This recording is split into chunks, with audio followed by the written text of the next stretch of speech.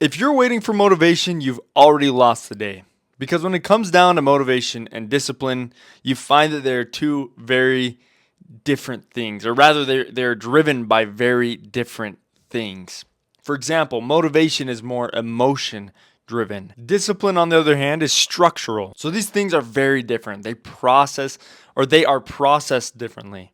They're utilized differently. And I think that's what's so hard is a lot of the times we like to depend on motivation. It's just so easy, so convenient. So that's what we wait for. That's what we try and strive for. Of course, we've all heard this example, but what happens when you have a bad day or you wake up and you're not feeling quite the same? You're tired, you're exhausted, you're not as motivated.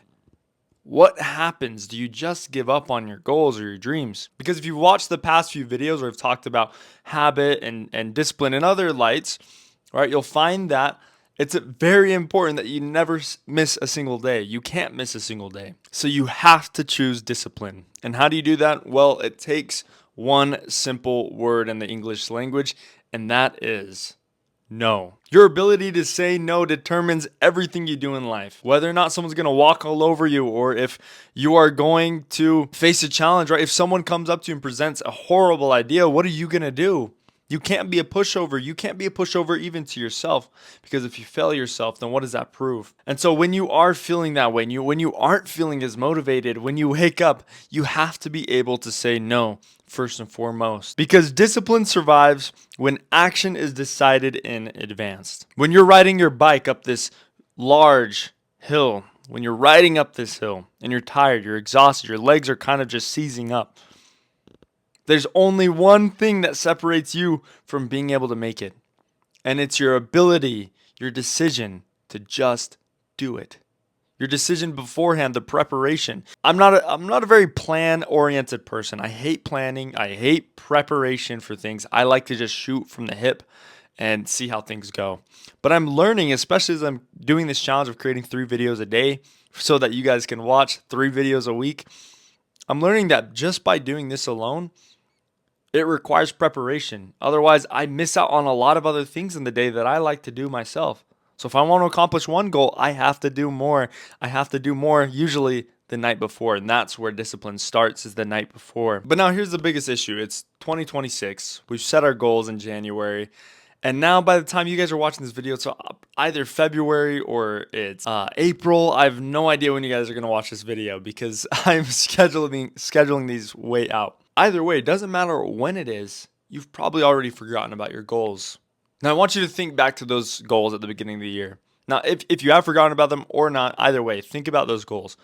When you originally set them, how big were they? And I'm not talking about, like, I understand there's different techniques in goal setting, like 10xing your goals, setting bigger goals than you feel that you can achieve yourself, so that you can do more within that time period. And I understand that there's many different plans and actions that you can take towards goal setting, right? But how big were the goals? Do you feel, because here's what I think. I feel like when I have succeeded the most, yeah, I was setting goals that almost felt impossible, but they also felt I could still grasp them. Like, for example, my goal this year is to hit 10,000 subscribers. Last year I learned that last year my goal was way higher. I was like, I am going to go above and beyond. But I've already hit 5,000 subscribers, so I just know, okay, well, I just have to do this one more time. And those first 3,000 I gained in the first year, so I know it's possible.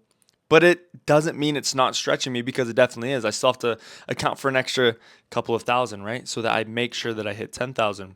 So it's these kind of goals that make the most and generate the most success in your life. So small actions done daily replace the need for motivation. So if you take small actions daily, it doesn't have to be big. If you're beginning this and you can't seem to fight through the discipline to achieve something, then start by making small actions. Have one goal and plan around it. Set daily goals to accomplish the one, right? If that's what it's going to take small actions. Regardless, I'm trying to keep this video simple, short, so it's super digestible, so you guys can watch this and feel like you're getting something without me taking too much of your time. So I'm going to cut this short. I hope that what you guys received here was important. I hope it helps you guys out and changes and aids you in your growth. My name is Gabriel Bowman. Thank you guys so much for watching this video. If you guys enjoyed it, please leave a like. Comment if you guys have any questions or any concerns, and then of course subscribe and hit that bell icon so you don't miss any of my future videos. I'm going to be posting a lot of videos just like this. Like I said, I'm posting or filming 3 videos a day. This is the first of the 3 today, so we'll see how it goes. Anyways, without further ado, I will see you in the next video. Bye.